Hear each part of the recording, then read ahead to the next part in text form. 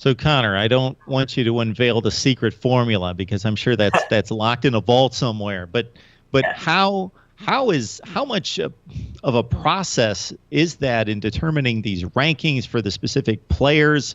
I'm sure it's a little easier in today's age with digital media and everything that's out there and all these games being shot by somebody along the sideline or somewhere in the stands, and just the amount of attention given to this process versus a few years ago. But just the amount of work and the analysis that goes into this. Can you give us kind of a feel for how these rankings come to be?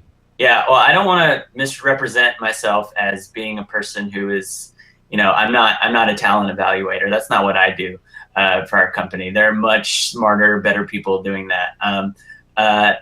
And I'm not intimately involved in like who gets ranked where, but I do know that a lot of work is put in by Barton Simmons, our national scouting director, and then we've got a network of local reporters out on the ground and all the cities that we have team sites for, and a couple of other national recruiting experts like Steve Wiltfong and Ryan Bartow, who are all over this stuff. So it's a collaborative effort. I sit near Barton. He's always looking at film, working himself ragged.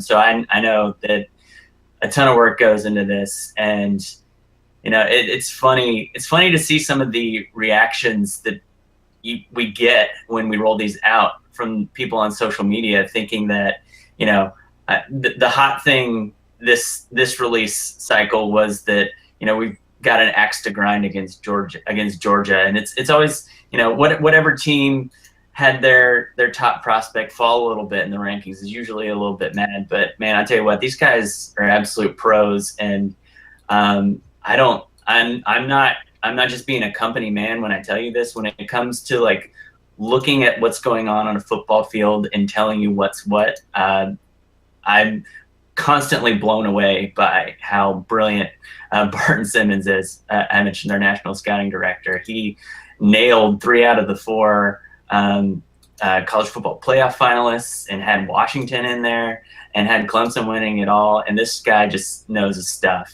And they put in some really hard work and just really know what they're doing.